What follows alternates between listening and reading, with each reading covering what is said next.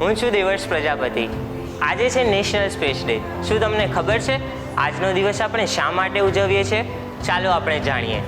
આજના દિવસે એટલે કે 23 ઓગસ્ટ 2023ના રોજ ભારતે ચંદ્રયાન-3 મિશન ચંદ્રના દક્ષિણ ધ્રુવ પર મોકલ્યું હતું। ત્યારે ભારત ચંદ્રના દક્ષિણ ધ્રુવ પર પહોંચનાર પ્રથમ દેશ બન્યો। તેથી આજના દિવસને આપણે નેશનલ સ્પેસ ડે તરીકે ઉજવીએ છીએ। આપણે જાણ્યું કે ચંદ્રના દક્ષિણ ધ્રુવ પર આપણે ચંદ્રયાન-3 મિશન મોકલ્યું હતું, પણ દક્ષિણ ધ્રુવ પર જ કેમ? કારણ કે આ વિસ્તારમાં સૂર્યપ્રકાશ ખૂબ ઓછો પડે છે, તેના લીધે ત્યાં તાપમાન ઠંડુ હશે, તેથી પાણી બરફ સ્વરૂપે હોવાની શક્યતા છે। આ બરફ ભવિષ્યમાં થનારા મિશનોમાં પીવાના પાણી તરીકે તેમજ હાઇડ્રોજન અને ઓક્સિજન વડે રોકેટ્સના ફ્યુલ બનાવવા માટે ઉપયોગી થઈ શકે છે। આ મિશનમાં 2 એક્સપેરિમેન્ટ પેલોડ્સનો ઉપયોગ થયો હતો, વિક્રમ લેન્ડર અને પ્રજ્ઞાન રોવર। વિક્રમ લેન્ડરે ચંદ્રના દક્ષિણ ધ્રુવ ઉપર સફળતાપૂર્વક સોફ્ટ લેન્ડિંગ કર્યું હતું, જેને આપણે શિવશક્તિ નામ આપ્યું છે।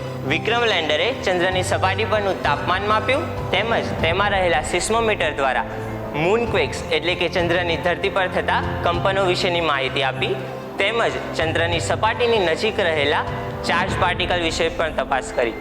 જ્યારે પ્રજ્ઞાન રોવરે પોતાના લેઝર અને એક્સરે ઇન્સ્ટ્રુમેન્ટ્સ વડે માટી તથા પથ્થરોમાં રહેલા તત્વોની વિશેની માહિતી આપી। આ મિશન બાદ ભારત ચંદ્ર પર પહોંચનાર ચોથો દેશ અને ચંદ્રના દક્ષિણ ધ્રુવ પર પહોંચનાર પ્રથમ દેશ બન્યો। Happy national space day to all.